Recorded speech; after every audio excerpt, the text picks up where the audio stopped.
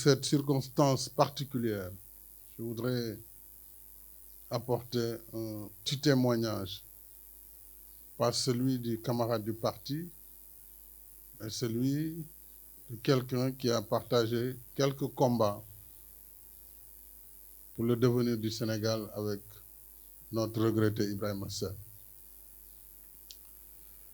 Ibrahima Sène fait partie de cette catégorie d'hommes politiques non improvisés, pour reprendre la formule d'un de ses compagnons de parcours.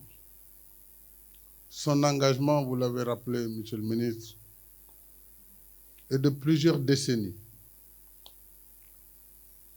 Ses convictions pérennes, fermes, mais jamais violentes. Son amour pour son pays et son peuple a toujours été entier. Et précisément parce que cette manière d'être et de faire la politique se raréfie, la disparition d'Ibrahima Sène ne peut être prise que pour ce qu'elle est, la perte d'un homme ou d'un camarade de tranchée ayant révélé bien des fois que combien il était utile à la cause qu'il défendait, à la cause qu'ensemble nous défendons en ce moment si particulier de la trajectoire de notre pays. En raison de ce contexte, justement, il n'est pas inutile de rappeler qu'Ibrahima Sène a commencé à militer dans un parti, j'allais même dire clandestin, pas seulement d'opposition, à un moment où il n'était pas possible de militer impunément.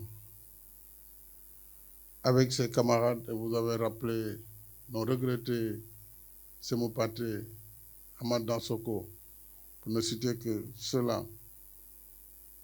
Il a bien pris des risques. Il a pris des risques pour lui-même, pour sa famille, mettant en jeu, par-delà sa carrière d'agronome, sa liberté et sa vie familiale.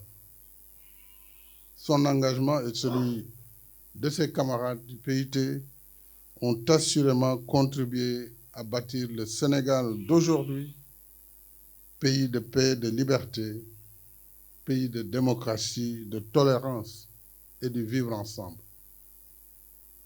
Et c'est très certainement parce qu'il mesurait la chance que nous avons de vivre dans un tel univers qu'avec nous, il était soucieux de préserver si précieux, nos acquis si précieux, fruits de l'investissement de tant de générations d'hommes politiques sénégalais. Il était également très engagé sur les responsabilités qui lui étaient confiées. La présidente du conseil d'administration de MIFERSO Sénégal, avec beaucoup d'idées, beaucoup de générosité. Je l'ai vu se déplacer jusqu'à Dubaï pour créer les conditions de l'exploitation prochaine du fer du Sénégal oriental. Il le faisait avec conviction, avec engagement comme il a toujours vécu. À sa famille, à ses enfants ici présents,